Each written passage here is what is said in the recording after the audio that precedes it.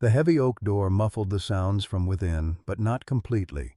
A sharp crack, like bone meeting flesh, followed by a woman's stifled cry, made William Hayes stop his cleaning cart dead in the hallway. His hand froze on the handle, every muscle coiling tight. He was just a janitor, invisible in gray coveralls, paid to clean up after the powerful. But the soldier he used to be was screaming at him to move. Before he could decide, the door jerked open. A little girl stumbled out, no older than 7, chest heaving with silent sobs. Terror had stolen her voice. She saw him, just a shadow with a mop, and ran. Small hands grabbed his pants, trembling. Wide blue eyes looked up, desperate and drowning. Then she spoke the words that shattered his quiet life forever. "They beat my mom. She's dying."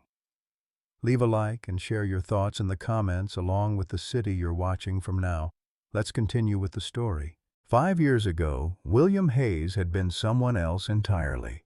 At 33, he'd been an Army Ranger and combat medic, a man who could stem bleeding under enemy fire and navigate hostile terrain in complete darkness. But that life ended the day his wife Sarah's cancer diagnosis came back terminal. He'd traded his rifle for a mop, his tactical gear for gray coveralls, and never looked back.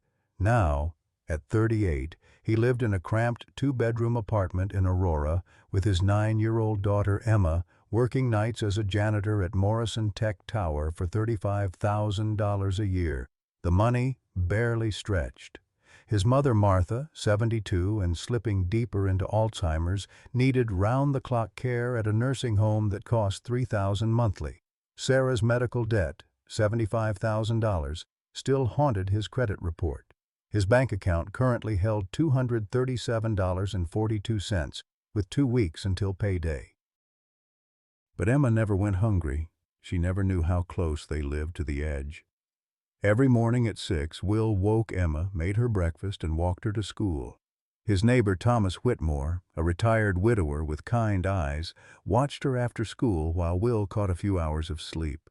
Then came homework, dinner, and bedtime stories before Will left for his 8 to 4 shift, moving invisibly through the towers of power, emptying trash cans and mopping floors while the city's elite never saw him.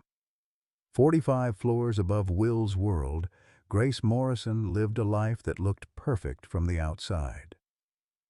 At 34, she was CEO of Morrison Technologies, a billion-dollar artificial intelligence company her father had built. Her penthouse office overlooked Denver's glittering skyline. Her net worth exceeded $500 million. She should have been happy, but Grace's expensive furniture couldn't fill the hollow spaces. Her 7-year-old daughter Lily barely knew her. Grace's marriage had ended 3 years ago when her husband walked out during her pregnancy, calling the baby a mistake he wanted no part of. Since then, Grace had thrown herself into work, arriving at 7:30 each morning and rarely leaving before 10 at night. Nannies came and went, 7 in 2 years, because Lily kept crying for a mother who was never there. Grace told herself she was building security, creating a legacy. But last week, she'd found one of Lily's drawings, a family portrait showing only the little girl herself, alone. No mommy. That night, Grace had locked her office door and cried into her hands, mascara running, perfectly applied lipstick smudged. She'd wanted to go home, to hold her daughter, to start over. But there was always another meeting, another crisis, another reason to stay. She didn't know that 60 floors below, a man in gray coveralls was the only thing standing between her and a nightmare. She didn't know that in 10 minutes, her carefully controlled world would explode into chaos, fire, and blood. She didn't know that the janitor she'd never noticed would become the only person she could trust. She didn't know that tonight, everything would change. The words hit William like a shockwave. "They beat my mom. She's dying." For 5 years, he'd kept his past buried, his training dormant, his instincts chained. In one heartbeat, all of it shattered. "Stay behind me," he said. his voice dropping into a tone he hadn't used since Afghanistan. Low, steady, absolute. The little girl's terror-glazed eyes met his, and something in his calm penetrated her panic. She released his pants only to grab them again from behind as he moved his cleaning cart aside and pushed the penthouse door inward. The scene inside was a collision of wealth and brutality. The office was vast, all glass and chrome, overlooking the city's glittering lights 45 floors below. 4 large men in dark suits had cornered a woman against the floor-to-ceiling windows. Grace Morrison. Will recognized her from the corporate photos in the lobby. Blonde hair, sharp business suit, always projecting control and power. Not now. Now she was on her feet, but barely. Blood running from a cut above her eye, her lips split and swelling. Her silk blouse was torn at the shoulder. She was fighting, striking out with her fists, her movement sharp and desperate, but she was exhausted. The men were professional, unhurried, closing in like wolves on wounded prey. One of them held a thin black cord between his hands, a garrote. Will moved without sound. The combat training he'd spent 5 years trying to forget took over completely. The first man, closest to the door, never saw him coming. Will's hand shot out, grabbed the man's wrist and twisted. The snap of breaking bone echoed through the office. Before the man could scream, Will used his momentum to spin him around as a shield, then drove his face into the wall. He crumpled silently to the expensive carpet. The other 3 turned, eyes wide with shock. A janitor? Their moment of confusion was all the opening Will needed. He surged forward, closing the distance to the second man in 2 strides. The man swung a wild, powerful punch.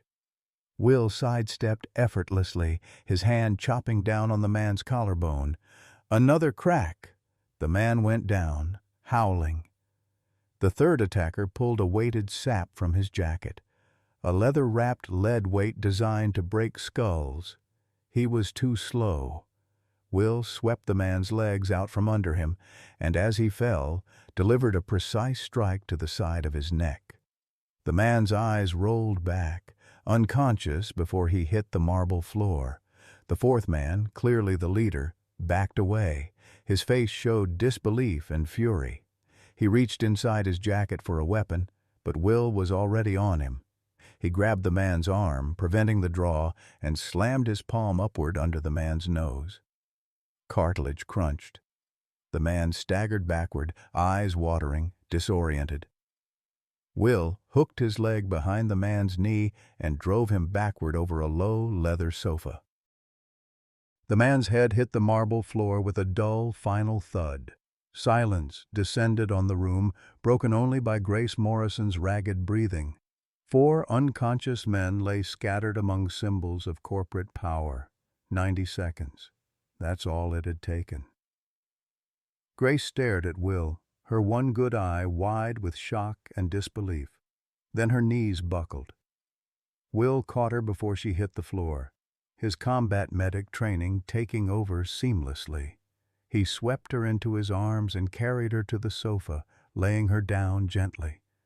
"My daughter," Grace rasped, her voice breaking. "Where?" "She's safe," Will said, his tone reassuring but firm. "She's with me." His hands moved over her with professional efficiency, checking her pulse, too fast, thready, tilting her head back to ensure her airway was clear. Her pupils were unequal. Concussion.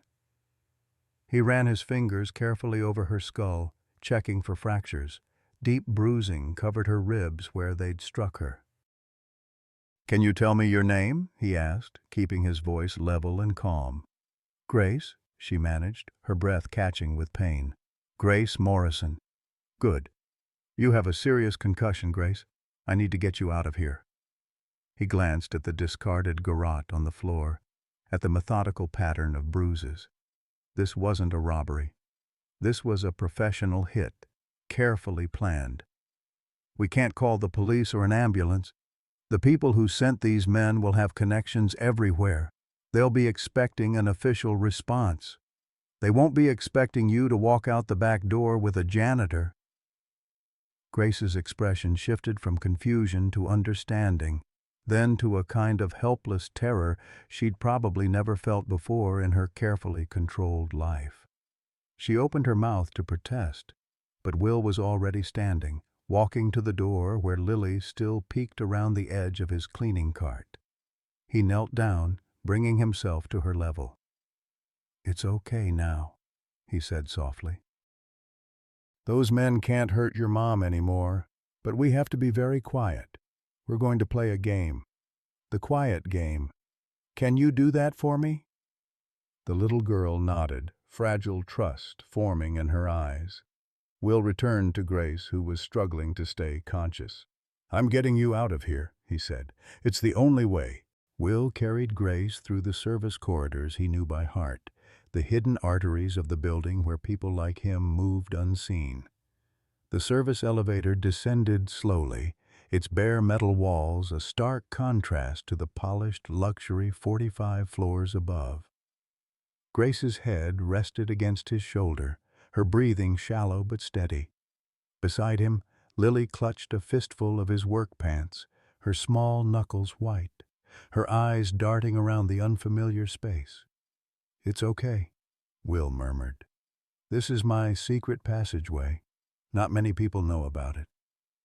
Lily looked up at him, and a flicker of wonder replaced some of the fear in her eyes. She nodded, accepting his words with a child's fragile faith. The elevator shuddered to a halt in the sub-basement. The air was cool here, smelling of damp concrete and motor oil. Will listened intently before stepping out.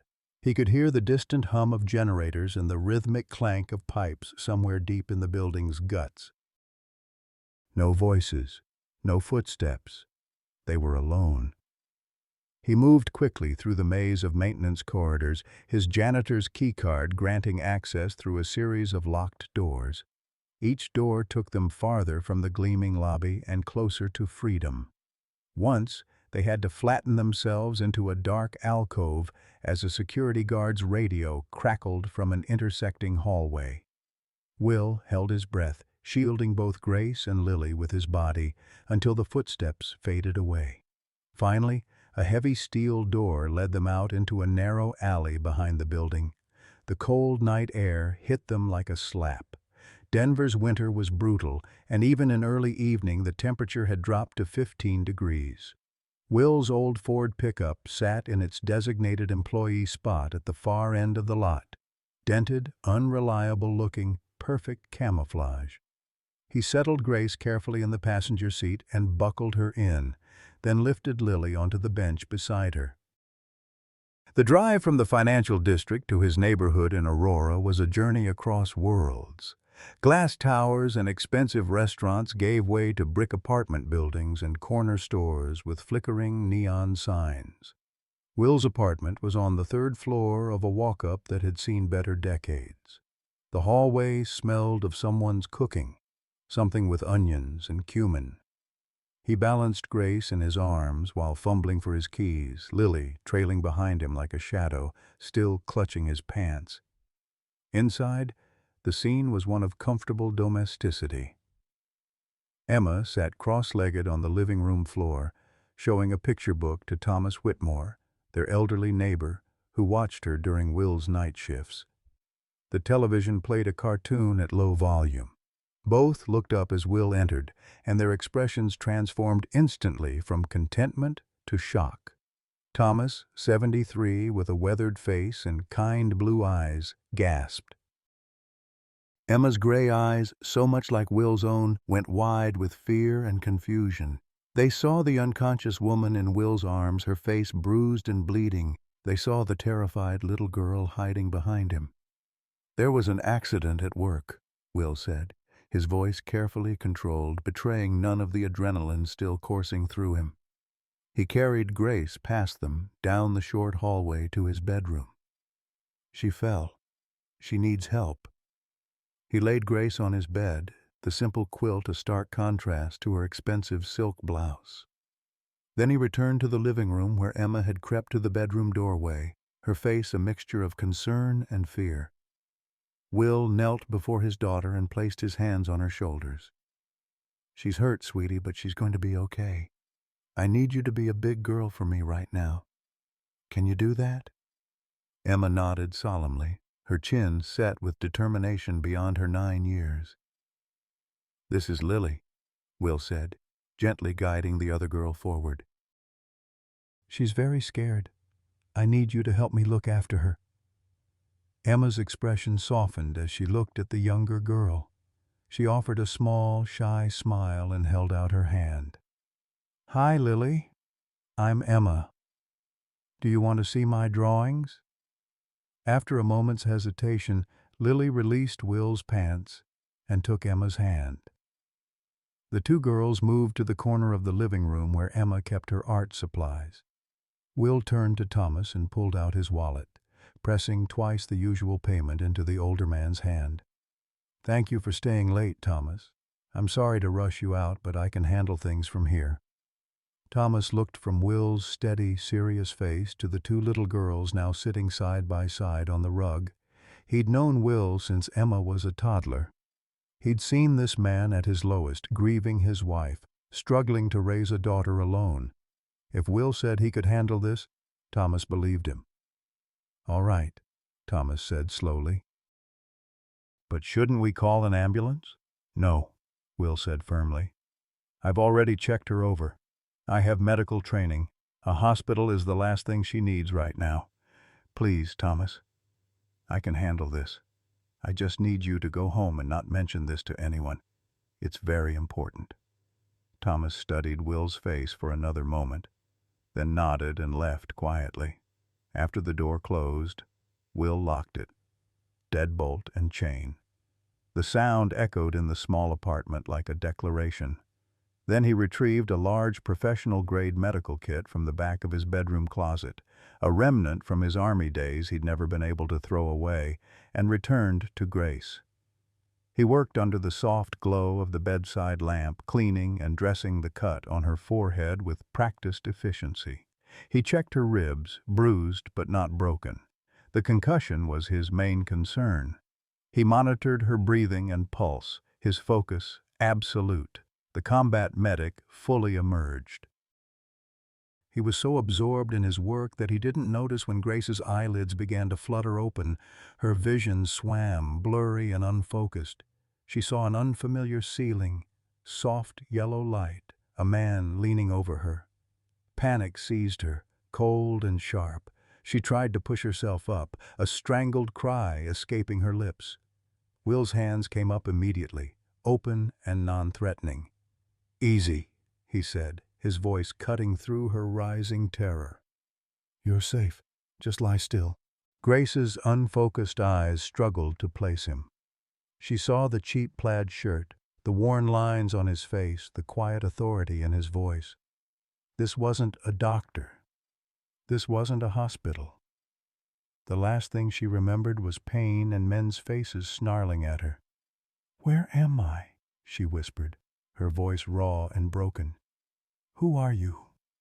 "My name is William Hayes," he said calmly. "I work at your building, maintenance. Your daughter came and got me." The words hung in the air, nonsensical at first.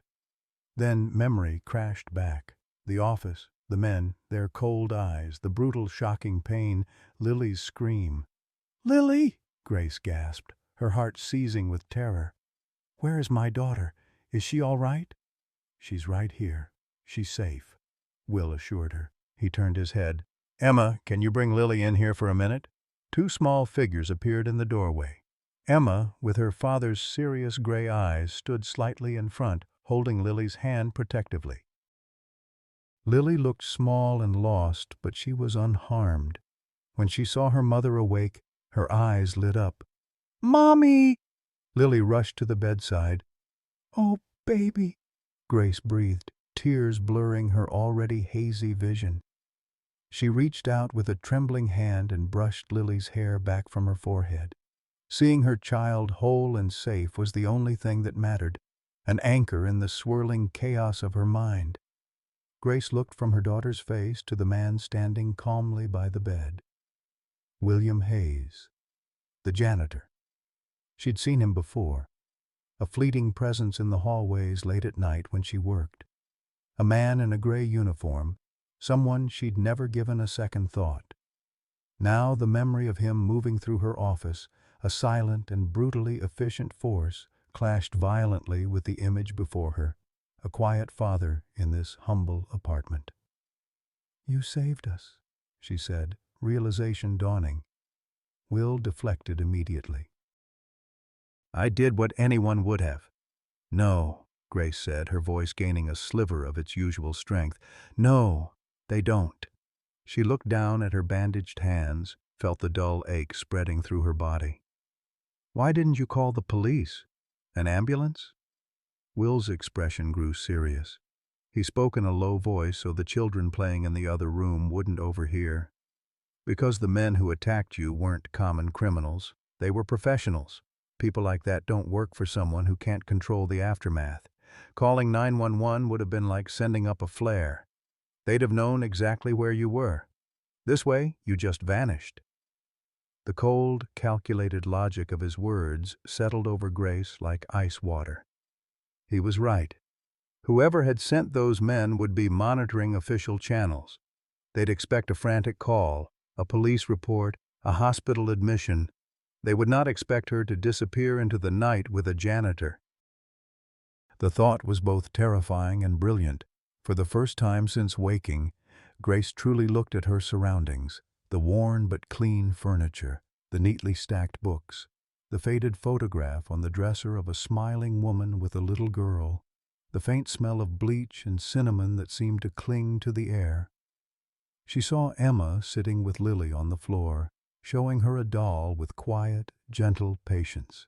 This was a home, a sanctuary. "I need to make a call," she said, the CEO in her reasserting itself despite her injuries. "My head of security, my lawyer." "Your phone was smashed in the attack," Will interrupted gently. "And even if it wasn't, using it would be the first thing they'd track. You have to assume they can access your call logs, your location, everything. For now, you're a ghost. It's the only thing keeping you and your daughter safe." The feeling of utter helplessness was foreign to Grace, and she hated it with every fiber of her being. Her entire life had been built on control, on having the resources and power to solve any problem. Now she had nothing. She was injured, trapped in a stranger's apartment, her life and her child's life dependent on a man she would have overlooked yesterday without a second thought. Hours passed. Will made simple food, grilled cheese sandwiches and tomato soup, the kind of meal Grace couldn't remember the last time she'd eaten. The girls ate together on the living room floor, Emma chattering softly about her drawings while Lily listened with wide eyes. Despite everything, Grace felt something shift inside her chest as she watched them. When was the last time Lily had smiled like that? Around midnight, after the girls had finally fallen asleep in Emma's small bedroom, Grace and Will sat in the living room. The only light came from a small lamp in the corner. Outside, Denver's winter wind howled against the windows. "You said you had some training," Grace said quietly. "That wasn't some training, William. What you did tonight. Who are you?" Will took a slow sip of coffee, his gaze distant for a moment. "A long time ago, I was an Army Ranger," he said, his voice flat and matter-of-fact. "Combat medic.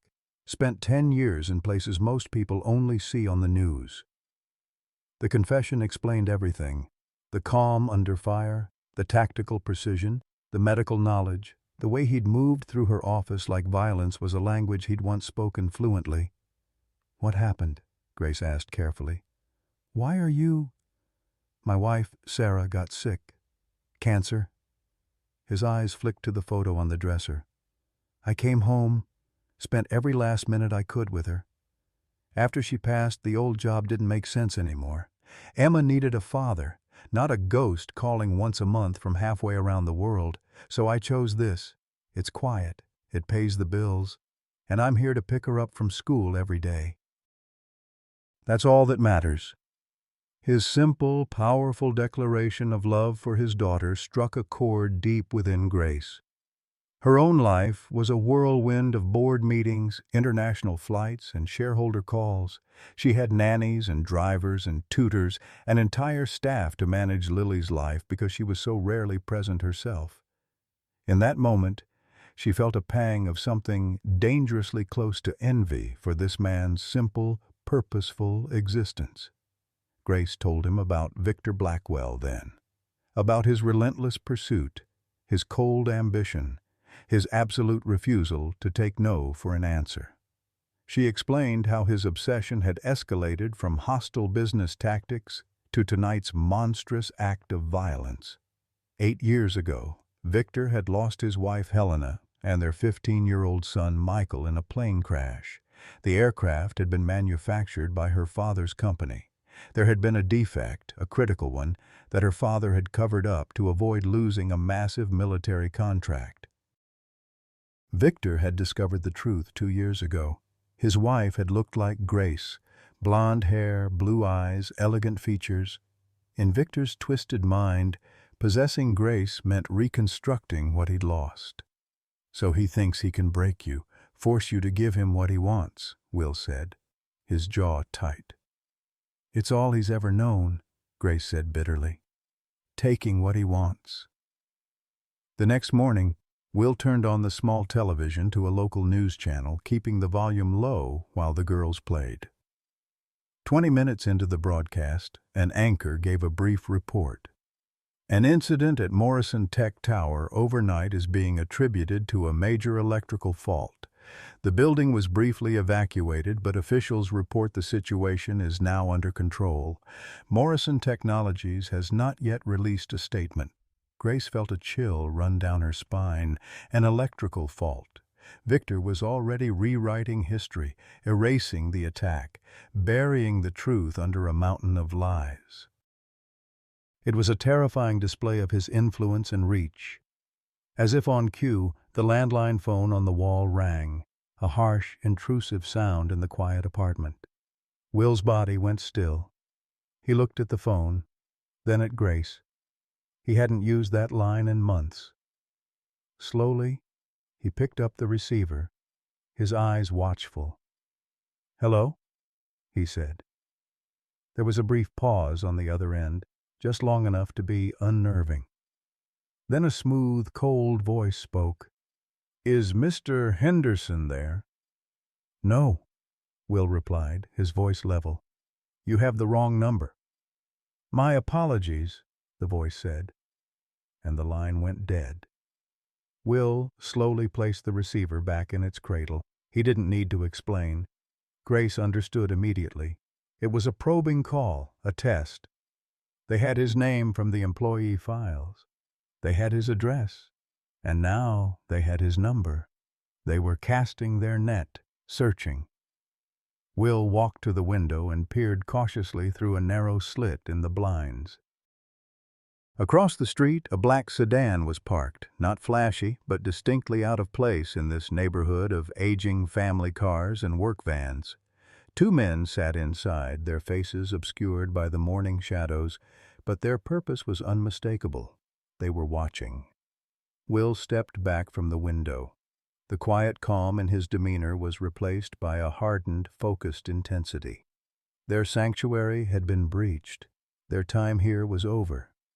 "They found us," Grace stated, her voice trembling slightly. "They found the janitor," Will corrected, his voice dangerously quiet. "They have no idea who they're dealing with. Not yet." He looked at the 2 girls playing peacefully on the floor, completely unaware of the wolves circling outside. "Pack a bag. We're leaving." There was no time for debate, no room for fear. Will moved with an urgency that was both terrifying and deeply reassuring. He gave Emma clear, gentle commands. "Pack your school bag. Your favorite book, your drawing pad, and your warmest sweater. Nothing else." He turned to Grace. "There's a small duffel bag in my closet. Put anything you can find for you and Lily." 5 minutes. While they scrambled to obey, Will worked with practiced efficiency. He took a cheap, prepaid burner phone from a kitchen drawer, a relic of his past he'd never quite shed, and dialed a local pizza place. He ordered 2 large pepperoni pizzas to his address, giving his apartment number clearly and asking the driver to call from the lobby when he arrived. It was a simple, classic diversion. The men in the sedan would be watching the front entrance, waiting for a delivery, expecting the ordinary. They would never be looking at the rusty fire escape at the back of the building. From a locked footlocker under his bed, Will pulled a tightly packed canvas bag, his go bag. It was heavy with essentials he hadn't needed in 5 years but had never discarded. Cash, a multi-tool, a high-powered flashlight, a water purification kit, and a far more comprehensive medical kit than the one he kept in the closet. The sight of it was like seeing a ghost from another life. "Time to go," he said quietly. The apartment's back window led to the fire escape, which overlooked a dingy alleyway filled with overflowing dumpsters. It was a 3-story drop down a series of narrow, rickety metal stairs that groaned under even slight weight. Lily whimpered when she saw it, her small hands clutching Grace's leg. "I can't," she whispered, shaking her head desperately.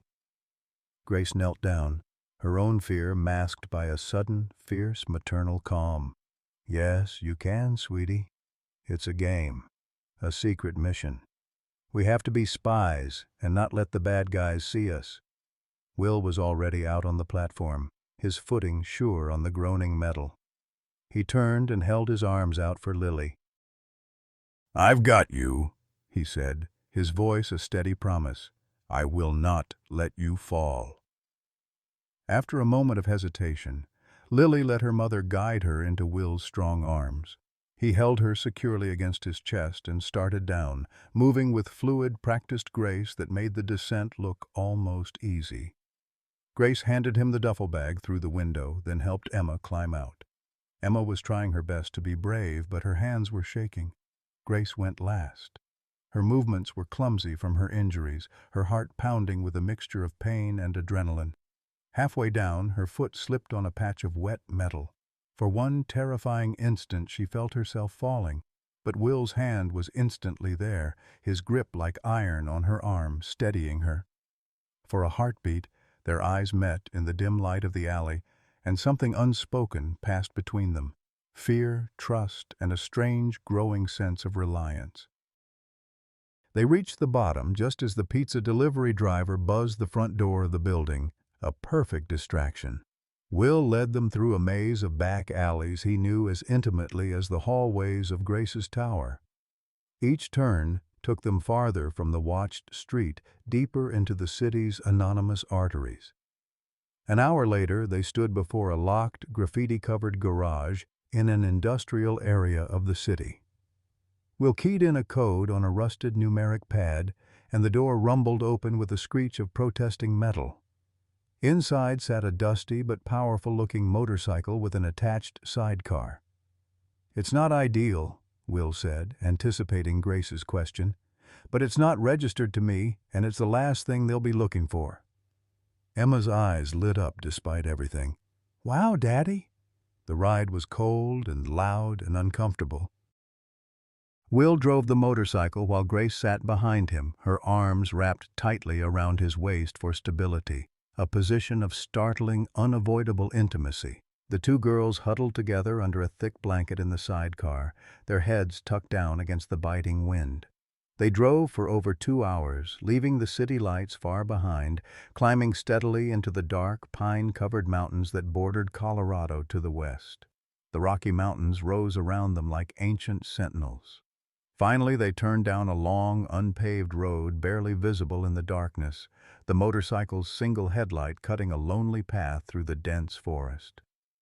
They came to a stop before a small rustic cabin that was barely visible in the winter night.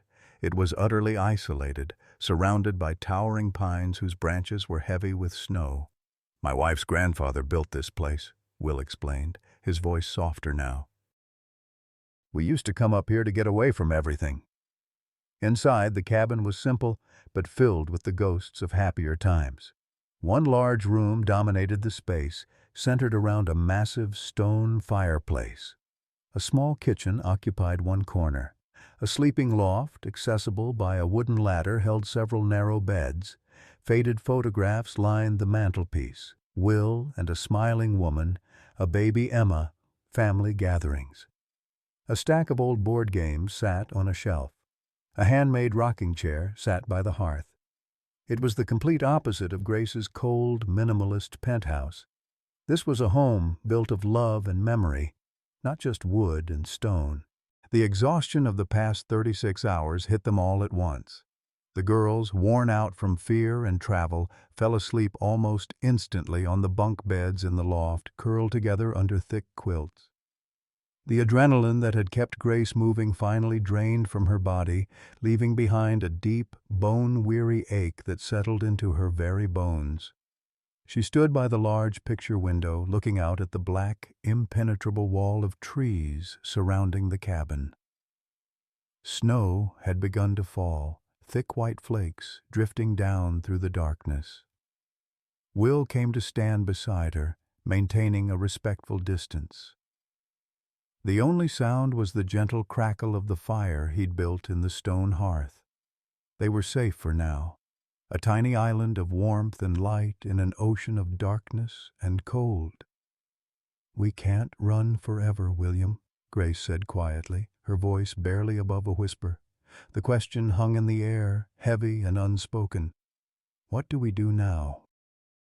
Before Will could answer, his phone vibrated in his pocket, the burner phone. Only one person had the number. He pulled it out and answered. "Thomas?" "Will, listen carefully," came Thomas Whitmore's voice, urgent and low. "3 men came to your apartment about an hour ago. They searched it top to bottom. I was walking past with groceries and saw them through your window. I used some old contacts to run their faces. Private security firm. They're on Blackwell Industries' payroll." Will's jaw tightened, but he kept his voice calm. "Thank you for letting me know." "There's more," Thomas continued. "I'm not just a retired teacher, Will. I worked for the FBI for 30 years.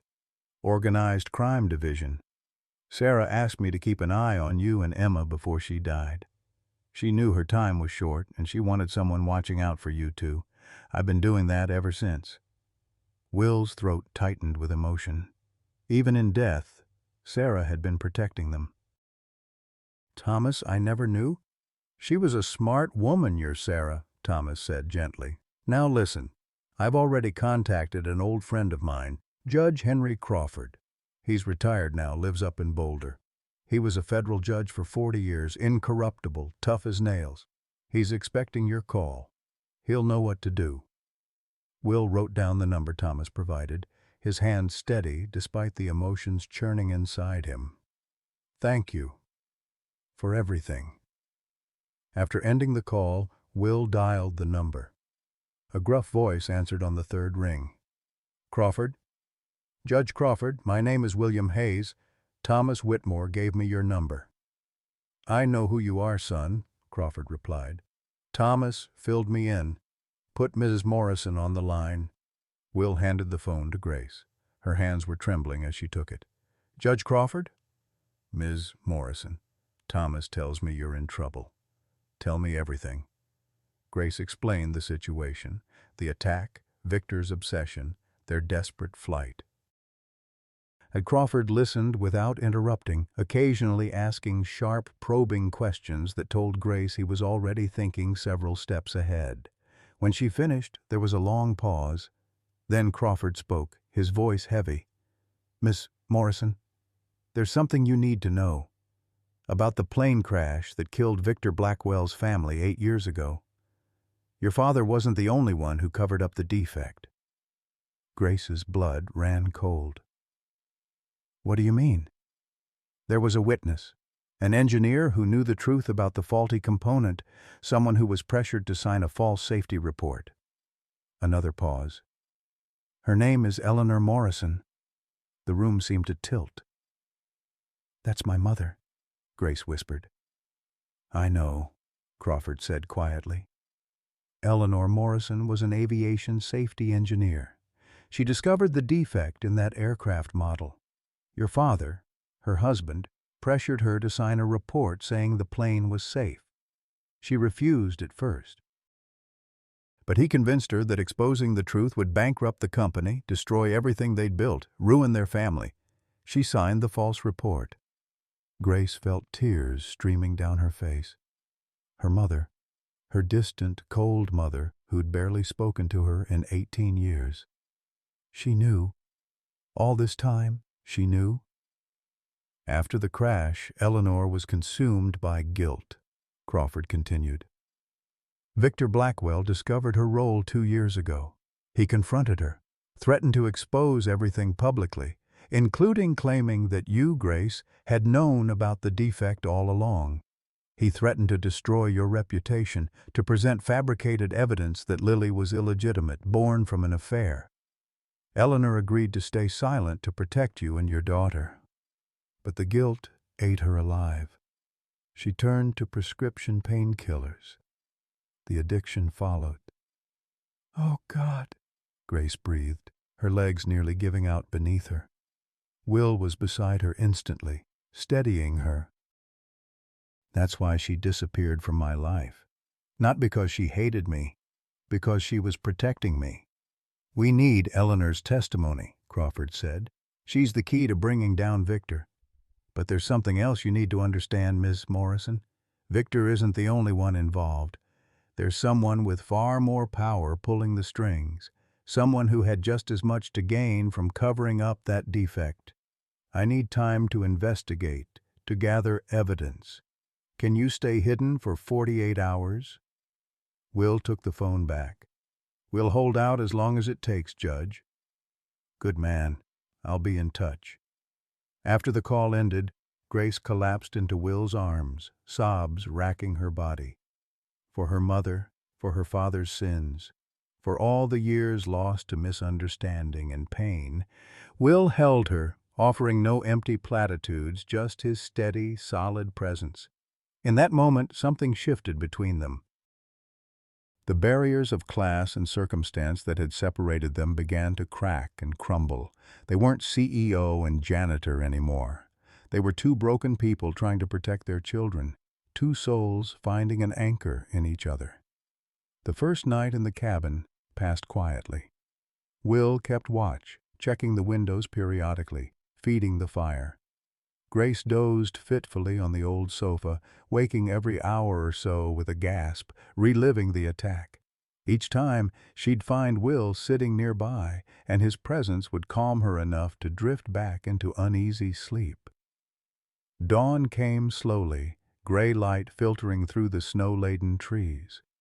Emma woke first and crept down the ladder from the loft, careful not to wake Lily. She found her father by the fire, adding another log. "Daddy," she whispered, "is everything going to be okay?" Will pulled her into his lap, holding her close. "I don't know, sweetie, but I promise you, I'm going to do everything I can to keep you safe. You and Lily and Miss Morrison." "She's nice," Emma said quietly. "Lily is nice, too. She's scared, but she's trying to be brave." "You're being very brave, too," Will told her. "Your mom would be so proud of you." Emma was quiet for a moment, then said, "Daddy, do you think Mom sent them to us, Miss Morrison and Lily?" The question caught Will off guard. He looked at his daughter's serious face, so much older than her 9 years. "What makes you ask that?" "I had a dream about Mom a few days ago," Emma explained. "She told me to be ready to share our home and our family. And then you brought them here." She paused. "Lily doesn't have a daddy, and we don't have a mommy. Maybe we could share." Will's eyes burned with unshed tears. "Maybe we could, sweetheart. Maybe we could." The second day passed with agonizing slowness. The snow fell steadily, blanketing the forest in white silence. Will rationed their food carefully, canned goods left in the cabin's small pantry, enough for several days if they were careful. Grace tried to help, but her injuries made even simple tasks difficult. She found herself watching Will and Emma together, seeing the easy affection between them, the way they communicated in shorthand born of years together. It made her ache for what she'd never built with Lily. That afternoon, while Will was outside gathering more firewood, Grace sat with both girls by the fire. Lily leaned against her mother's side while Emma drew in her sketchbook. "Emma," Grace said softly, "can I see what you're drawing?" Emma hesitated, then turned the sketchbook around. Grace's breath caught. It was a picture of 4 people, 2 adults and 2 children, standing in front of a cabin. All 4 were holding hands and smiling. Above them, Emma had drawn a 5th figure, transparent and glowing, watching over them with a gentle smile. "That's my mom," Emma said, pointing to the figure in the sky. "She's in heaven, but I think she's still watching us. And that's all of us together. You and Lily and me and Daddy." "It's beautiful," Grace whispered, tears threatening again. "Can I keep it?" Emma nodded shyly and carefully tore the page from her book, handing it to Grace. That night, after the girls had fallen asleep again, Grace showed the drawing to Will. He studied it for a long moment, his expression unreadable. "She's a special kid," Grace said. "You've done an incredible job raising her, William." "She's the reason I keep going," Will replied quietly. "After Sarah died, I thought about giving up. But Emma needed me. She still needs me." "Lily needs me too," Grace said, her voice breaking. "But I haven't been there for her. I've been so busy building an empire that I forgot to build a relationship with my own daughter. Watching you with Emma these past 2 days, it's shown me everything I've been doing wrong." "It's not too late," Will told her. "You're here now. That's what matters." Grace looked at him, really looked at him, for the first time. Not a janitor, not a former soldier, just a man who'd lost everything and rebuilt his life around the one thing that mattered, his daughter. A man who'd risked that carefully built life to save strangers because it was the right thing to do. "William," she said softly, "when this is over, if we survive this, I don't want to go back to the way things were. I don't want to be that person anymore. The person who walked past you every day and never saw you."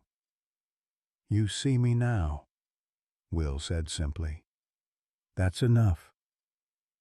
Outside, the wind picked up, howling through the pines. Snow pelted against the windows.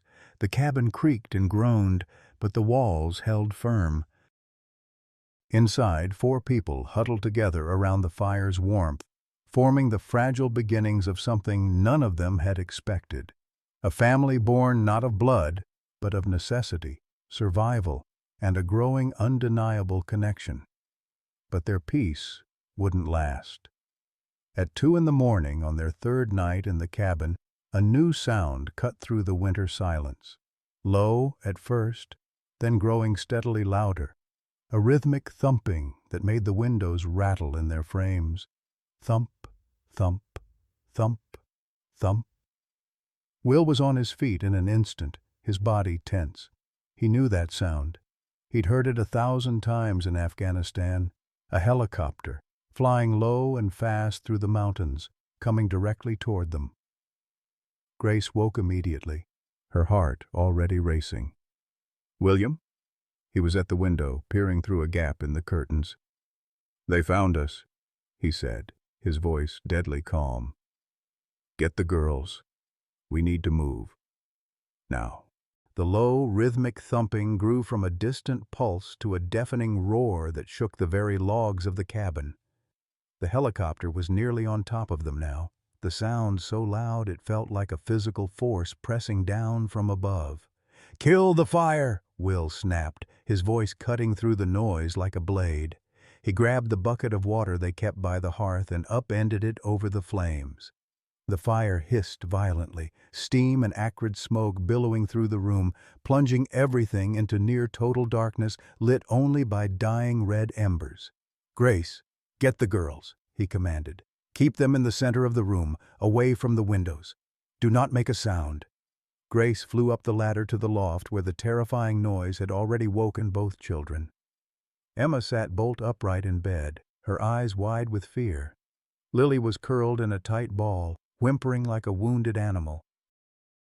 Grace gathered them both into her arms, her heart hammering so hard she thought it might burst through her ribs. "It's okay, babies," she said, forcing her voice to remain steady even as terror clawed at her throat. "It's just a loud airplane. It will be gone in a minute." She guided them down the ladder and into the main room, pulling them close to her body, trying to shield them with her own flesh from whatever was coming. Outside, the helicopter was directly overhead now. The thumping was so loud that the dishes in the kitchen cabinets rattled and danced.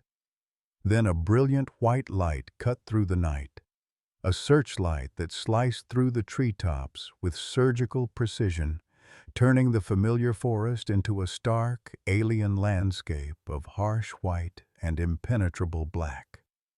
Will pulled them all down to the floor, covering the girls' heads with his own body. Grace huddled beside them, her arm thrown over Lily, her breath held tight in her chest until her lungs burned. The beam swept past the cabin once, momentarily illuminating a gap in the curtains and painting a blinding stripe of white across the wooden floor before moving on. They were being hunted from the sky. The power and sheer audacity of it was terrifying. This was what Victor's wealth could buy: a private helicopter, professional hunters, the ability to scour a mountain range in the dead of night as if searching for a lost pet. For what felt like an eternity, the helicopter circled, its light methodically sweeping the area in a grid pattern. Grace could feel Lily trembling uncontrollably beneath her. She squeezed her eyes shut and prayed to a God she hadn't spoken to in years.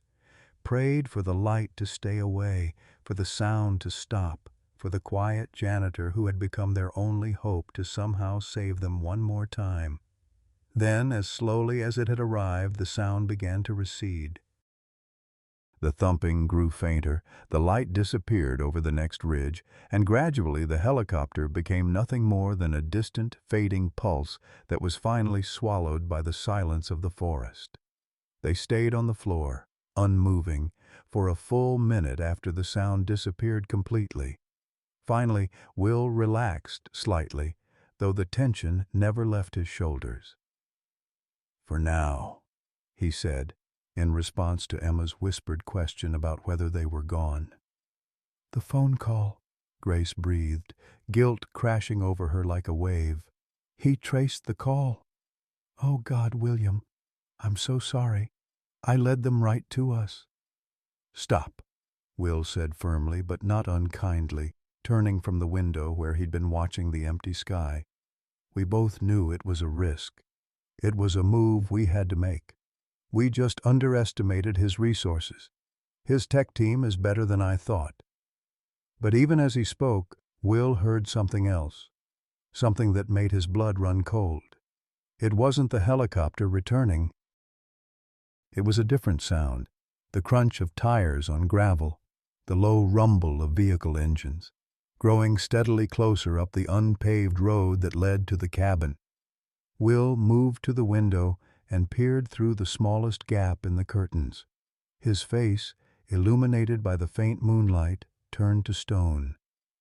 "It's too late," he said, his voice a low, dangerous whisper. "They're not waiting for dawn." He looked at Grace, and his eyes were the eyes of the ranger she'd seen in her office, a man preparing for a fight he'd never wanted but would not run from. "They're here." The finality in Will's voice was absolute. There was no escape. The fight had come to them. "Grace, loft now," he commanded, his voice a whisper that somehow cut through the rising panic. "Take the girls. Get in the far corner and stay down. Do not make a sound." As Grace scrambled to obey, hurrying the two terrified children back up the ladder. Will moved with chilling efficiency. He slid the heaviest piece of furniture in the cabin, a solid oak chest, in front of the door, barricading it. He wasn't just blocking the entrance, he was creating a choke point, a tactical advantage. Then he did something that made Grace's heart stop. He moved to the stone fireplace and reached deep into the chimney flue. His fingers found a loose stone, and he pulled it free. From the dark cavity behind it, he withdrew a long canvas-wrapped object. He laid it on the floor and unrolled the canvas to reveal a vintage bolt-action hunting rifle and a small box of cartridges.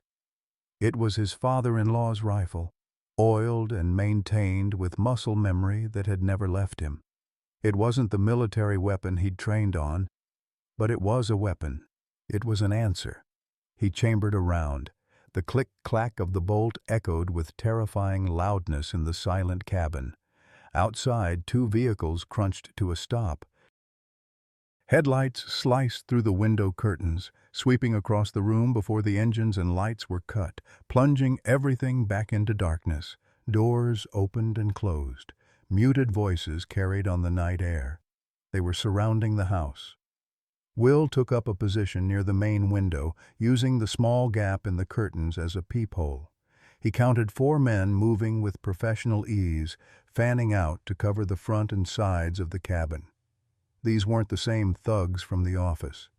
These men were better trained, their movements economical and sure. Victor had sent his best. From the loft, Grace watched with her arms wrapped around both girls, huddled between her and the wall. She could see the top of Will's head, the way he held the rifle with practiced stillness that was both terrifying and the only source of hope she had. He wasn't a janitor playing hero. He was a soldier on his own territory. Then a voice cut through the night, amplified by a megaphone. It was calm, reasonable, and utterly reptilian. "Grace Morrison, my name is Marcus Stone. We know you're in there. We know you have the janitor and 2 children with you. Mr. Blackwell is a reasonable man. He wants you back unharmed. This doesn't need to get ugly. Send out the janitor and we can discuss the terms of your return." The voice was a lie wrapped in civility, designed to sow dissent, to turn Grace against Will, to make him the obstacle to a peaceful resolution. From the loft, Grace whispered, though Will couldn't possibly hear her, "Don't listen. He's lying." Will didn't move a muscle. He simply watched, breathing slowly, his cheek resting against the smooth wood of the rifle stock.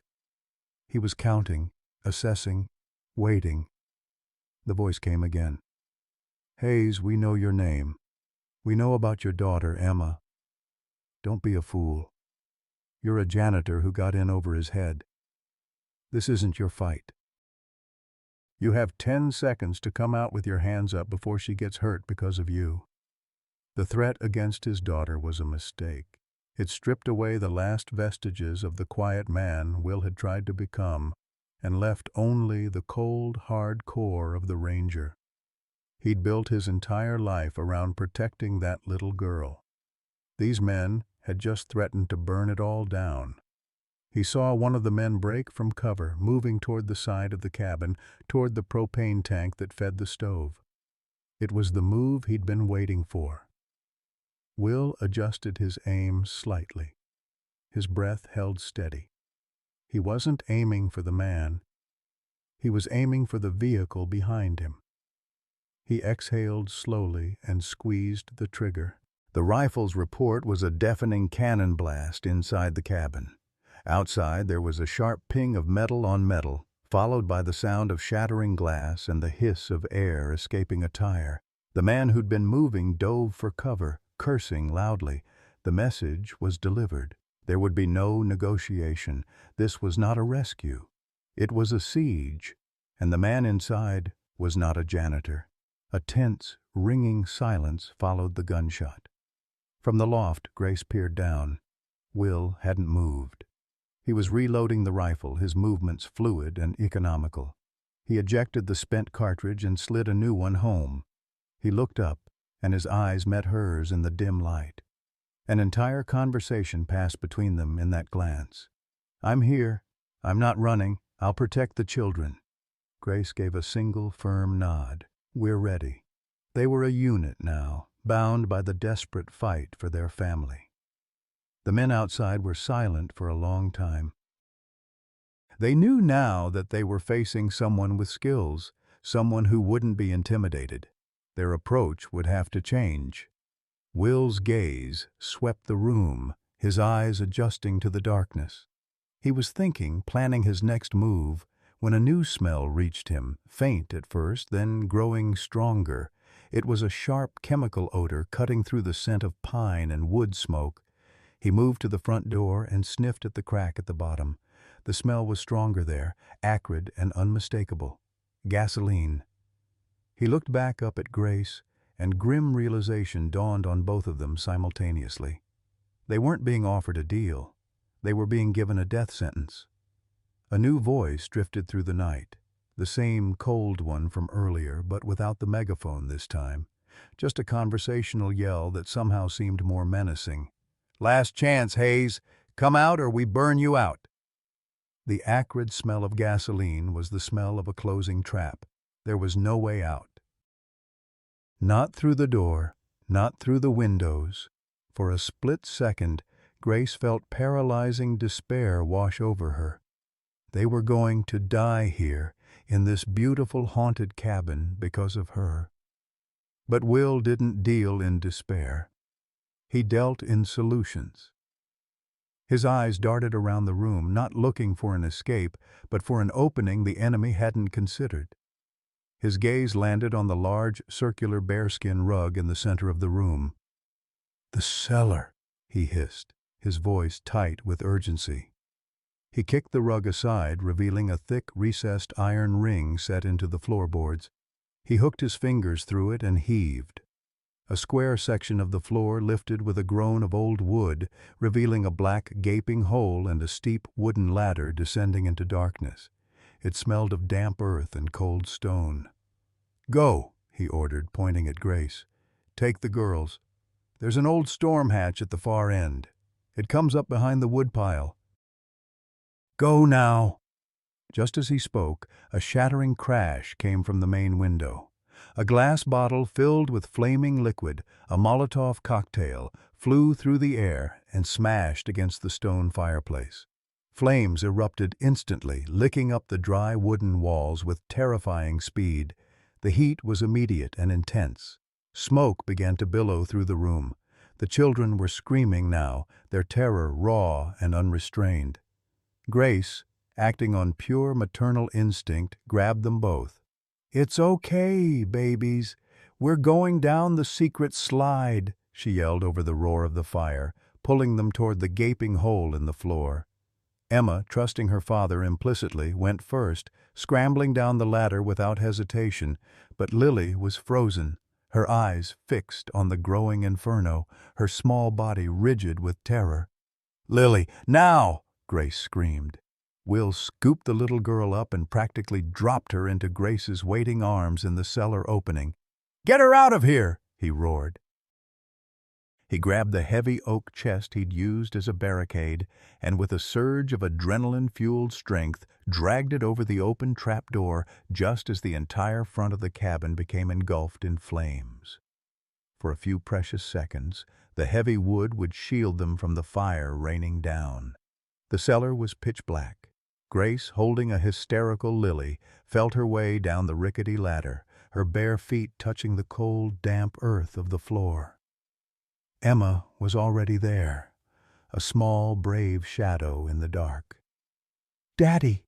Emma cried out, her voice tight with fear. "Right behind you!" Will's voice called from above, followed by the sound of him pulling the heavy trapdoor shut from below. They were plunged into absolute, suffocating blackness.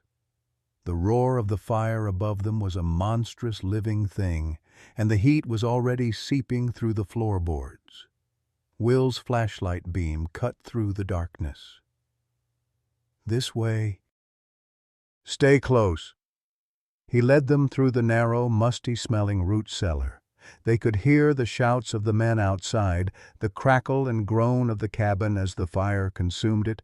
It was a terrifying, hellish sound.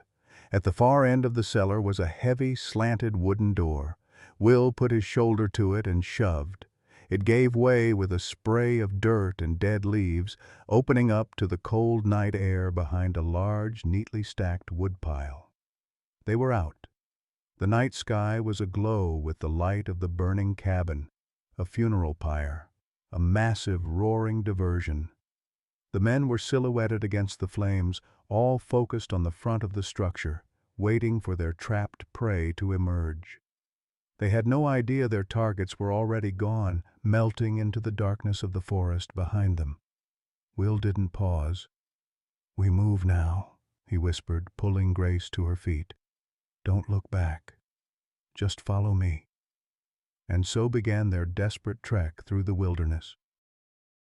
Will took the lead, carrying the exhausted Lily, who had cried herself into a fitful sleep. Grace held tight to Emma's hand, her bruised ribs screaming with every step, her lungs burning from the smoke. They moved in silence, Will navigating the treacherous terrain with an instinct that seemed almost supernatural in the darkness. He was part of this wilderness, a shadow moving through shadows. An hour later, they collapsed in a deep, moss-lined ravine, shielded from sight. The glow from the fire was a distant dying ember in the sky. They were alone, surrounded by the immense, indifferent silence of the mountains. The temperature had dropped to near zero. Grace's body gave out. The strength that had carried her this far evaporated, and she began to shake with deep, uncontrollable tremors of shock and exhaustion. "We're not going to make it," she sobbed, the words torn from her. "They'll find us. We're out here with nothing." Will slid down the ravine wall beside her. He took off his thick canvas jacket and wrapped it around her shoulders. He didn't offer empty platitudes or false hope. "Yes, we are," he said, his voice raw but unwavering. He gently took her hand, his calloused fingers lacing through hers. "I've been in worse places than this, Grace. I've been colder, more tired, and had people actively shooting at me. We are going to make it. I've got you. I've got all of you."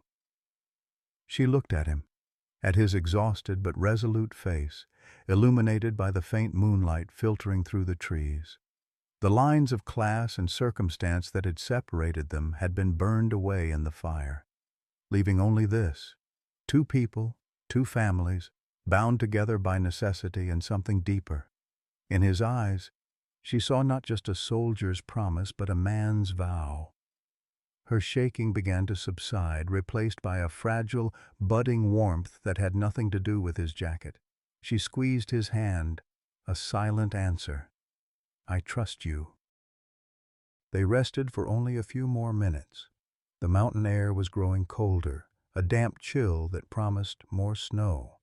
As Will gently roused Lily to continue their journey, the little girl let out a small, dry cough, then another. Grace's heart froze. She pressed her hand to Lily's forehead. It was warm, too warm. The smoke, the cold, the terror. It had all been too much for her small body. They had escaped the fire and the gunmen. But now, alone in the vast, unforgiving wilderness, they faced a new and even more relentless enemy. Lily was getting sick. Will carried the child, moving with relentless forward momentum, his ranger training the only thing keeping them going. He navigated by the stars and the feel of the terrain under his feet, a human compass pointing toward their last desperate hope. Grace followed, her own pain a distant roar in her ears. She held Emma's hand, her grip a lifeline. Just when Grace thought she couldn't take another step, that her lungs would burst from the cold, thin air, Will stopped. Through the trees, a dark, angular shape stood against the slightly less dark sky.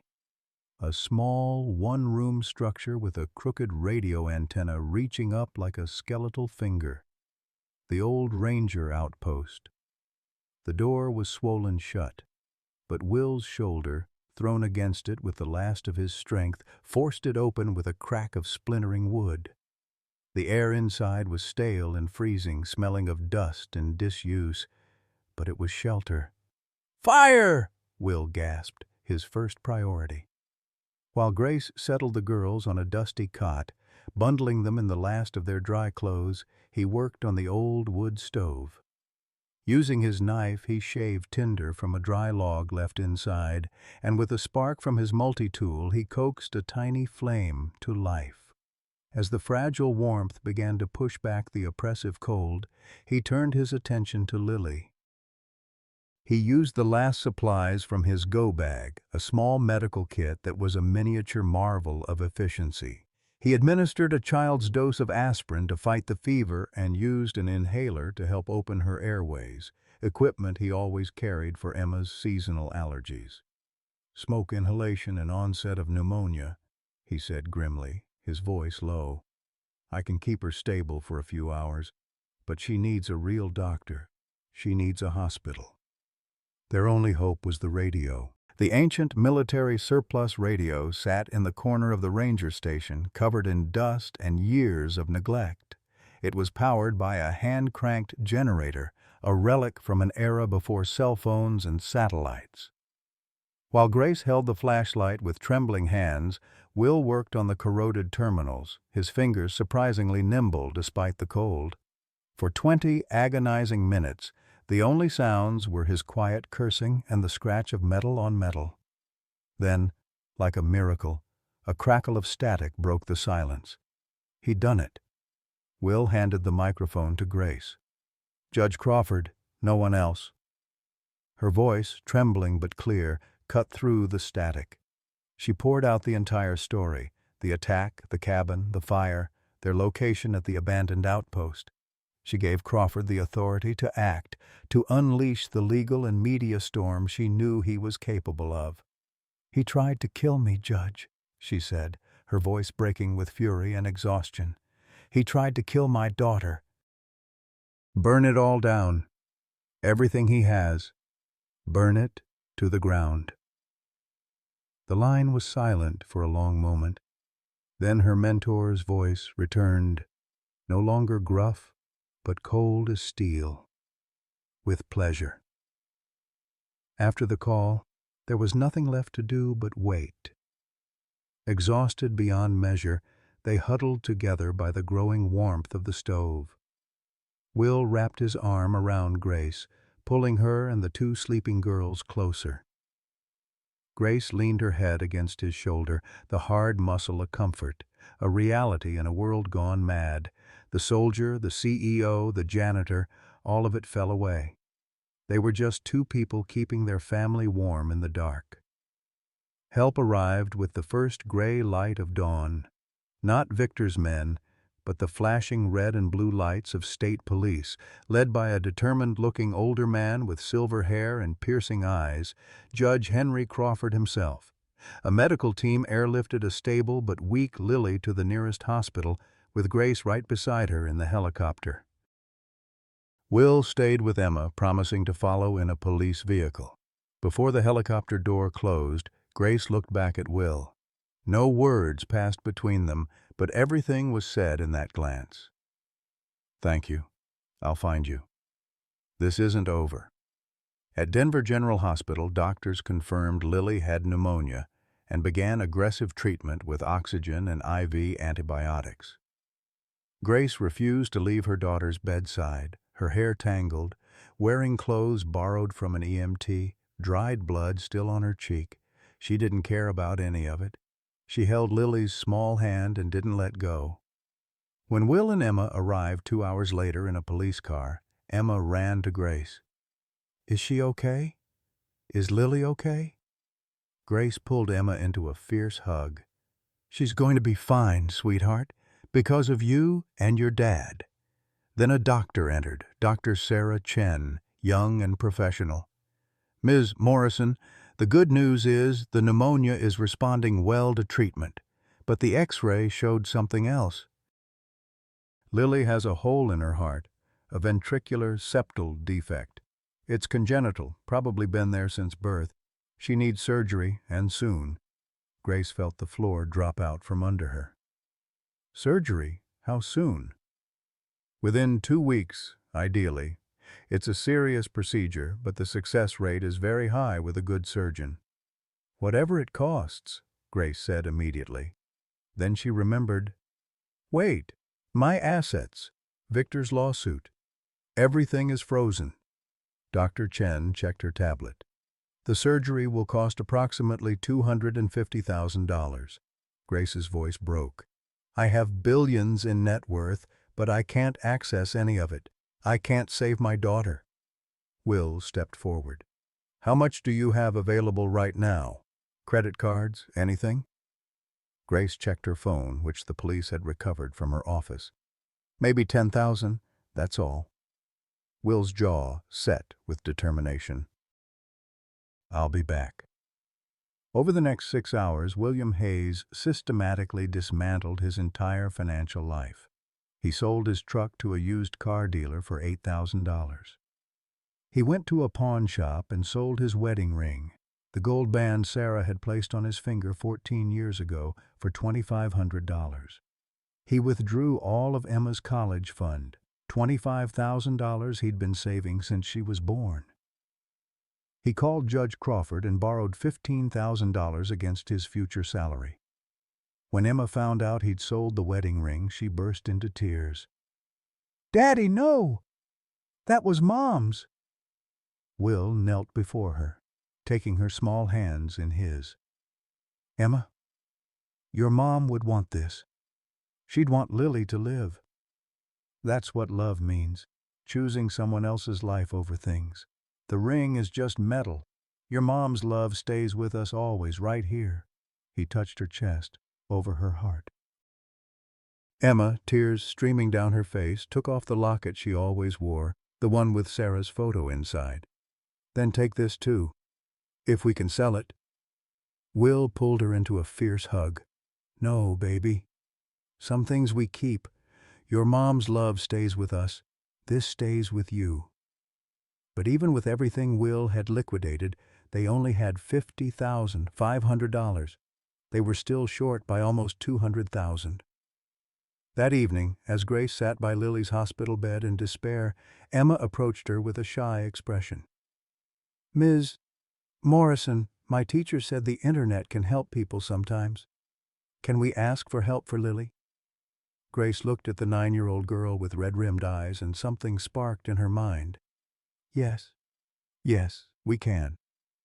Within an hour, Grace, Emma, and Judge Crawford had created a crowdfunding campaign. They titled it, "Help Little Lily, CEO's Daughter Needs Heart Surgery," and told Will's story. How a janitor had risked everything to save strangers. How he'd sold his wedding ring and his daughter's college fund for a child who wasn't his. The story went viral within hours. The hashtag #help. Little Lily began trending nationally.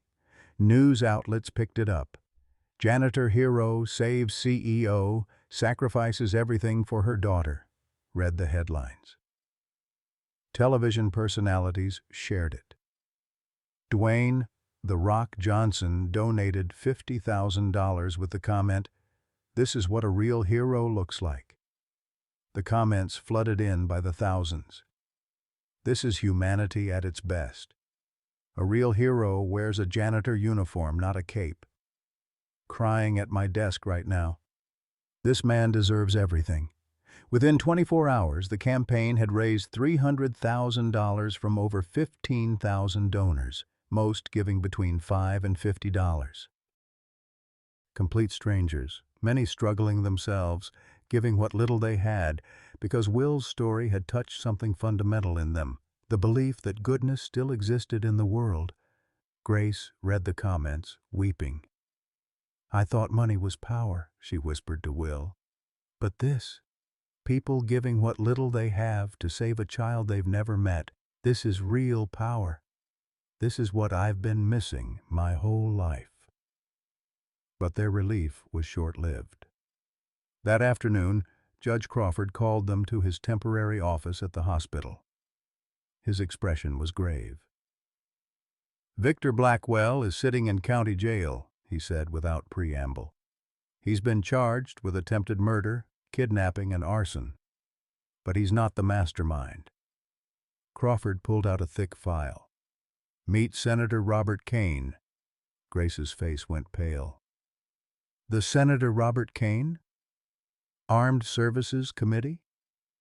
"The same. He's also Victor Blackwell's father-in-law. Helena Blackwell was his daughter. Michael was his grandson." Crawford opened the file. "8 years ago, your father's company was competing for a $500 million military contract to build reconnaissance aircraft. They discovered a defect in the fuel system, a critical flaw that could cause catastrophic failure. Your father was under enormous pressure. If he reported the defect, they'd lose the contract and possibly the company." Grace's hands were shaking. "And?" "Senator Kane was the ranking member on the committee overseeing the contract. He had significant financial interests in your father's company through shell corporations. He pressured your father to cover up the defect. Your father went to your mother, Eleanor, who was the senior safety engineer. He convinced her to sign a false report certifying the aircraft as safe." "Oh God," Grace breathed. "The aircraft was certified. The military contract was awarded. Then, 6 months later, one of those planes privately chartered by Victor Blackwell for his family suffered a catastrophic fuel system failure over the Rockies. There were no survivors." Crawford's voice was heavy with disgust. "Kane's own daughter and grandson died because of his greed. That's the kind of man we're dealing with." "So Victor's revenge," Grace began, "was manipulated from the start." "Kane approached Victor 2 years ago, when Victor discovered the truth about the defect. But Kane didn't tell Victor about his own role. He pointed Victor at your family and promised to help him get revenge, while his real goal was to acquire your company's artificial intelligence technology. Morrison Technologies has developed AI systems worth billions to military contractors. Kane planned to force you into selling the company to him through Victor's threats, then flip it to defense contractors for an enormous profit." "Victor was just a weapon," Will said quietly. A grief-stricken man, Kane aimed at Grace like a loaded gun. "Exactly. And now that Victor's in custody and talking to prosecutors, Kane knows he's exposed, which means he's desperate." Crawford leaned forward. 3 hours ago, Kane's attorney filed an emergency motion to have Victor released on bail, claiming he's mentally unstable and needs psychiatric care rather than jail. If that motion succeeds, and Kane has enough political connections to make it happen, Victor will disappear, probably permanently. Dead men can't testify. Grace felt sick. "We need evidence against Kane. Direct evidence. We have financial records showing shell corporations, but good lawyers can explain those away. We have testimony from Victor, but Kane's attorneys will argue he's an unreliable witness driven by delusion and grief. What we need is someone who was there at the beginning, someone who can testify that Kane explicitly ordered the cover-up." Crawford looked at Grace. "We need your mother." The next morning, Grace stood outside a modest apartment building in Boulder, Colorado. Her hands shook as she raised them to knock on the door of apartment 3B. She hadn't seen her mother in over 3 years. She had no idea what kind of reception she'd receive. The door opened. Eleanor Morrison stood there, looking older than her 68 years. Her blonde hair, once so like Grace's, was now mostly silver. Her face was lined with pain and guilt, and her hands trembled slightly, the telltale sign of someone fighting addiction. "Grace," Eleanor whispered, her eyes filling with tears. "Oh God, Grace, I saw the news. Lily, is she?" "She's going to be okay," Grace said, her own voice breaking. Mom, I know. Judge Crawford told me everything. About the plane, about Dad, about what Kane made you do. Eleanor's face crumpled. I'm so sorry. I'm so sorry. I was trying to protect you. I know, Mom. I know. Grace stepped forward and, for the first time in 18 years, wrapped her arms around her mother. Eleanor collapsed into the embrace, sobbing against her daughter's shoulder. I lost so many years with you, Eleanor wept. I thought if I stayed away, if I took the pills to numb the guilt, I could keep you safe. But I just hurt you more. It's not too late, Grace said fiercely. Mom, I need you now. Lily needs her grandmother, and we need you to tell the truth. All of it. Eleanor pulled back, wiping her eyes. You want me to testify? Against Kane? Yes. He's the one who caused all of this. Victor was his weapon. Dad was his accomplice. You were his victim. And now he's trying to escape justice. Grace gripped her mother's hands. Mom, you can stop him. You're the only one who can. Eleanor's hands shook harder, but she nodded. I'll do it. I'll tell them everything. For you, for Lily. For Helena and Michael, who deserved better than what my cowardice gave them. The preliminary hearing took place 4 days later. Eleanor Morrison, sober for 96 hours and attended by a counselor Judge Crawford had arranged, took the stand in a Denver federal courthouse. She testified for 3 hours, detailing how Senator Robert Kane had approached her husband 8 years ago, how he'd threatened to use his political power to destroy the company and their family if they didn't cover up the defect, how he'd promised them the military contract would make them all wealthy. She produced her personal diary from that time, pages and pages of anguished entries about the moral compromise she'd been forced to make. She had Kane's signature on internal memos. She had recordings of phone calls she'd secretly made, insurance against the day she knew would come. Kane's attorney objected repeatedly, trying to discredit her as an addict, as a woman scorned, as anything but what she was, a witness telling the truth. But the evidence was overwhelming. At 4:30 that afternoon, federal marshals arrested Senator Robert Kane at his office in Washington, D.C. on charges of conspiracy to commit fraud, manslaughter, and obstruction of justice. The arrest was broadcast live on every news network. A powerful man, finally facing justice. That evening, Grace sat in Lily's hospital room. Her daughter was recovering well. The surgery scheduled for the following week now fully funded with money left over to help other families in need. Emma was asleep in a chair, exhausted from the day's emotions.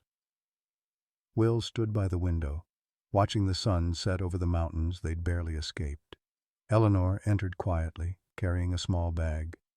I brought something, she said softly. For Lily. And for Emma. She pulled out 2 small objects. A golden locket for Lily, and for Emma, a silver bracelet that had belonged to Sarah, something Will had given Eleanor for safekeeping years ago before he'd known who Eleanor was. Every girl should have something from the women who came before, Eleanor said, to remind them they're loved, they're worthy, and they're never alone. Grace watched her mother fasten the locket around Lily's neck, then saw Will's face transform as he recognized Sarah's bracelet. Emma woke up, and when she saw it, she burst into tears. In that moment, Grace understood what she'd been searching for her entire life. Not power, not wealth, not control, but this: family, forgiveness, and the knowledge that love, messy, complicated, imperfect love, was the only thing that truly mattered. 6 months later, on a bright autumn day in the mountains, William Hayes and Grace Morrison stood together in a small ceremony at a rebuilt cabin, the same location as the one that had burned, but new, filled with hope instead of fear. Judge Crawford officiated. Thomas Whitmore stood as Will's best man. Eleanor walked Grace down the aisle. Emma and Lily, wearing matching dresses, stood as junior bridesmaids, holding hands and giggling. Both wore their lockets, symbols of the women who'd loved them and the family they'd become. As the sun set over the mountains, painting the sky in shades of gold and pink, two families became one, not through blood, but through fire, faith, and the extraordinary courage of ordinary people who chose love over fear. And in the end, that made all the difference. Sometimes the greatest blessings come wrapped in our darkest moments. William and Grace's story reminds us that it's never too late to find family, forgiveness, or a second chance at happiness. Think about the beautiful truth here. A janitor and a CEO, two people from completely different worlds, brought together by crisis and bound by something far more powerful than circumstance. They discovered what so many of us forget in our busy lives, that real wealth isn't measured in bank accounts but in the people who stand beside us when everything falls apart.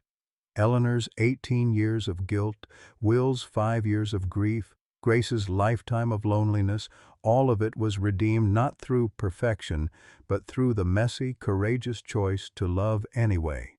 Emma and Lily didn't get the families they were born into, but they got something better, the family they needed. This story asks us all, who have we overlooked? What walls have we built that need to come down?